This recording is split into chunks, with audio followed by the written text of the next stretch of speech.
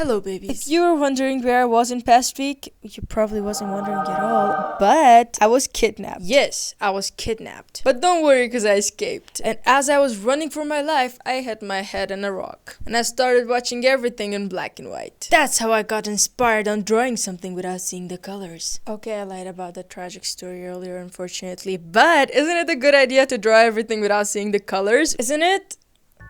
Please tell me it is. So first I'm gonna show you the drawing I actually drew without looking at colors. First when you see this you're like, that's pretty easy. But you know what? That's not actually that easy. Because if you don't know a lot about the color wheel and color sections, and you're just gonna pick the color randomly from wherever you want it, you're gonna screw up, baby. And that's why this video is divided in 3 chapters. So buckle up, baby, because I actually want to teach something today. Also, before I start, I watched some color theory videos from YouTube. You can do that too, but you're just lazy, so watch mine. So let's get to the tutorial. The first chapter is the color wheel. I don't really like the name color theory. It makes it look so mighty and complicated, but it's not. It's actually very easy. The first thing we have is this color wheel. Now, color wheel is actually the base colors, also called hue. We have 7 hues or 7 base colors, and the rest of the colors that you use in your drawing are actually a mix of these colors. And this whole 7 hues are also divided into sections. To find that section, you're gonna find the red color and draw a line. This divides the color wheel in 2 parts, the cold colors and the warm colors. But as you can see, the red and blue is kinda included in both sections, which by looking at these paintings kinda makes sense.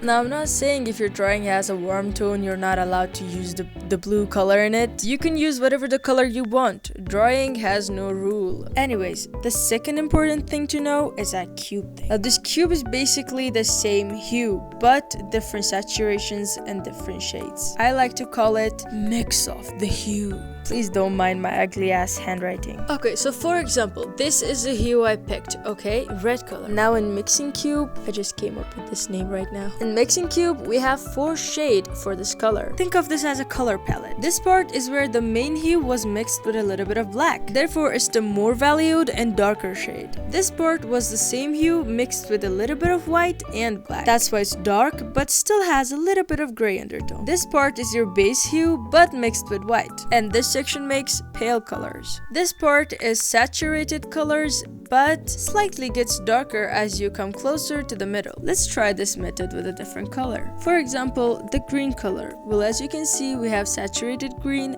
dark green, and a little bit of a grayish dark green and a pale. This is all you need to know about the color palette. The rest of it is in your hand. Free your inner artist, baby. Free it. Okay, the next chapter is the colors and background. If you're a lazy ass person just like me, you don't even have background, so this section is not really important for you. Timestamps are added. If you want, you can skip it.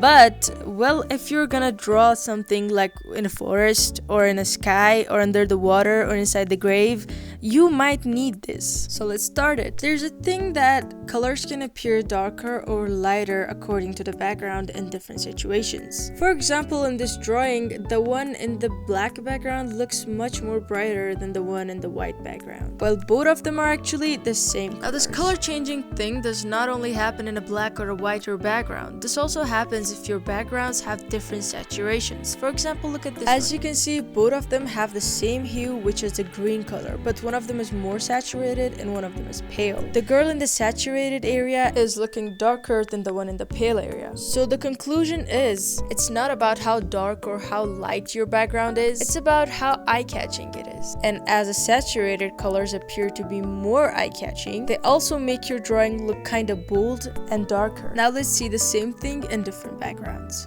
The first background, the second one, and the third background. The more eye-catching the background was, the more bold the drawing was. And that's how it appeared darker or lighter. I hope you have learned something till now. Y'all know me. Teaching is not my thing. I just make fun videos, so yeah.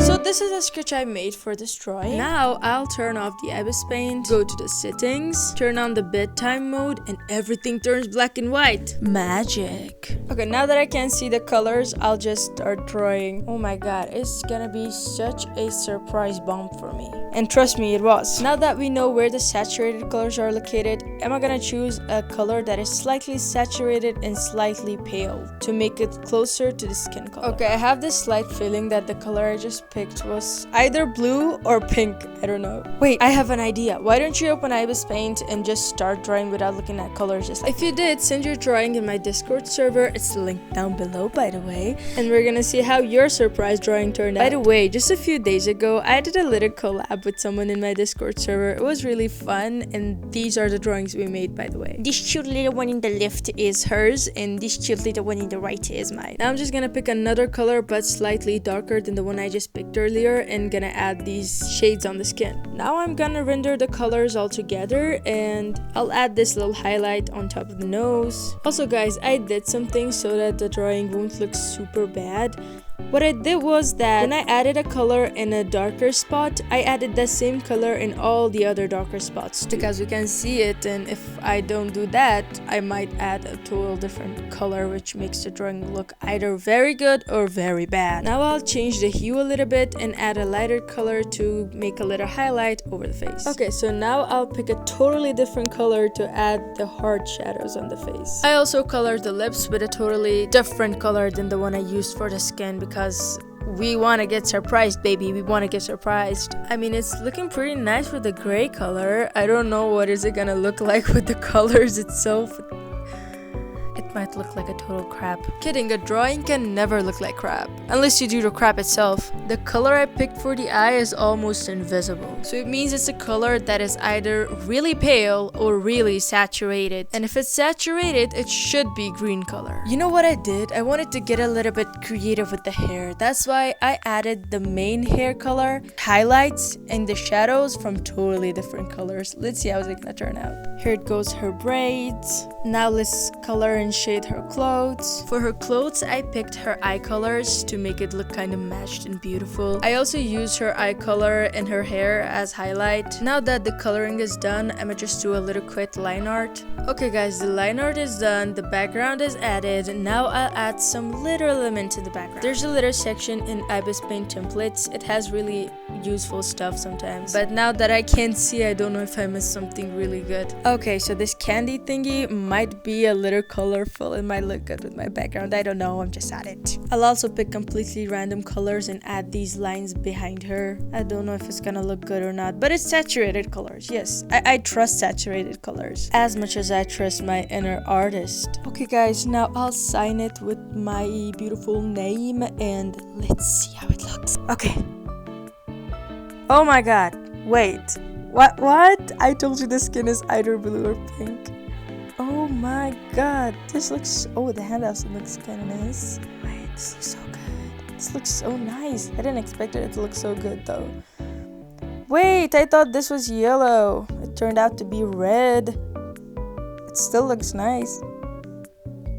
Okay, I'm so eager to know what your drawing turned out like. So if you did draw, don't forget to post it on my server in Discord or post it in your Instagram account or tag me so I can see your drawings.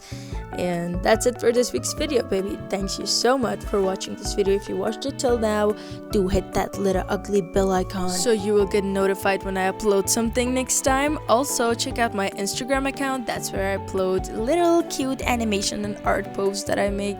Thanks for watching, and if you're still here, tap this video because if you don't, the bomb's gonna explode. So hurry up. Bye. Have a nice week.